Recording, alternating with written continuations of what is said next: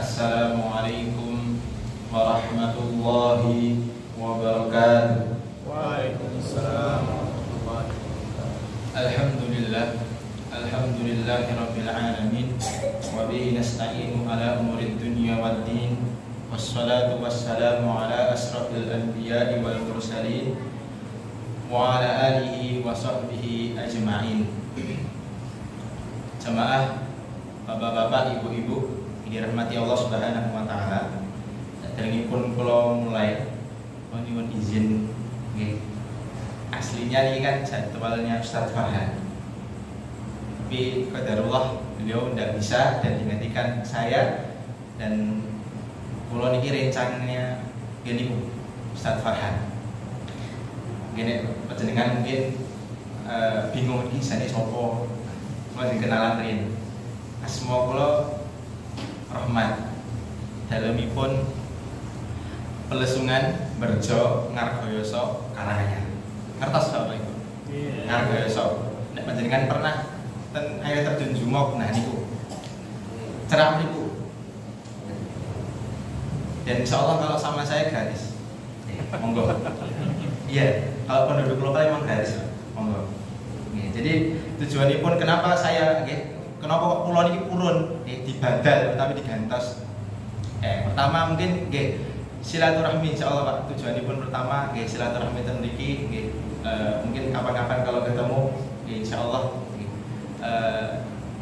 Dan yang kedua cari pengalaman. Sebelumnya tidak pernah ngisi di daerah Karanganyar. Kalau teman-teman saya sama saya juga ngajar seperti Ustadz Farhan. Saya sendiri juga alhamdulillah ngajar di daerah dekat rumah di pondok pesantren juga.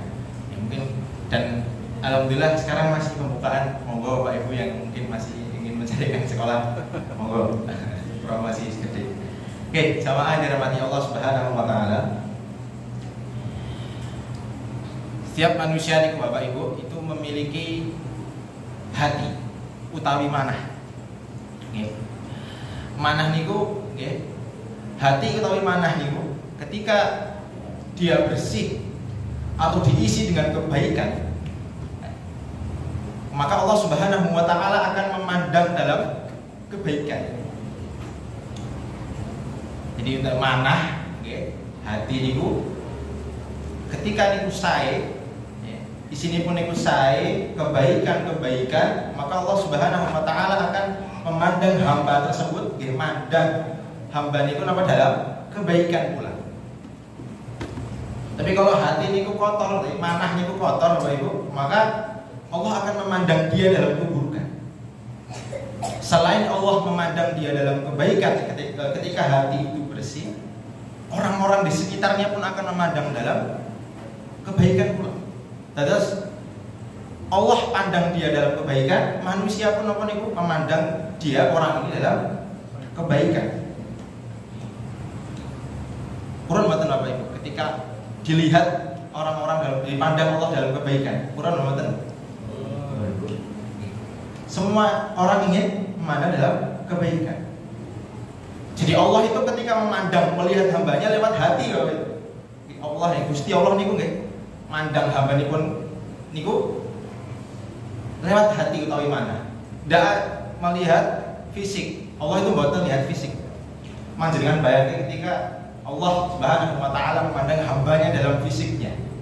Fisik ganteng-ganteng gampang mlebu surga. Nek sing elek-elek nggih susah masuk surga. Ketika Allah itu memandang dalam fisik mau.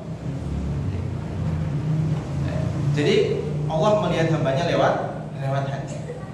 Ketika hati itu bersih, maka Allah akan memandang dia dalam kebaikan. Lalu bagaimana ketika hati ini kotor atau manah niku kotor? Mumpung nih Bapak Ibu, ketika bulan Ramadan, ini adalah momen yang tepat bagaimana seorang hamba ini saged membersihkan hatinya. Salah satu niku adalah dengan bagaimana cara membersihkan hati niku adalah dengan maos ikut pengawasan majelis ilmu, maos daras niku Al-Qur'an, Enten pengawasan betul nggak? Ada pengajian. Pengajian itu insya Allah gampang. tidak memberatkan kita. Yang pertama lillahi ta'ala. Yang kedua ini pun apa? Senang.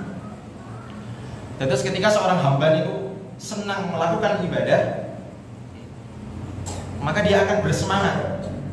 Jadi pengawasan ikut majelis ilmu itu apa itu semangat. Lalu bagaimana cara ikut semangat? Jadi pripun caranya ketika ikut majelis ilmu itu sangat semangat. Nah ini tugasnya ibu-ibu ya. Ketika ingin memberikan konsumsi yang enak, tidak apa-apa, tidak masalah keluarkan infak yang banyak untuk konsumsi yang enak. Karena ketika jenengan misalkan pengawasan 1 jam, 2 jam nih senengnya ngomong roti sewu. Nah ini di hati rasanya buatan enak, gresulo dan lain sebagainya. Tapi ketika konsumsinya ini insya Allah enak, ayam bakar misalnya, nila, tidak apa-apa. Pengaji atau ikut majelis ilmu sebentar, tapi konsumsinya enak, maka insya Allah warga akan berbondong-bondong ikut majelis ilmu. Nah, mumpung nih Bapak Ibu, sekarang sudah mau memasuki 10 hari terakhir.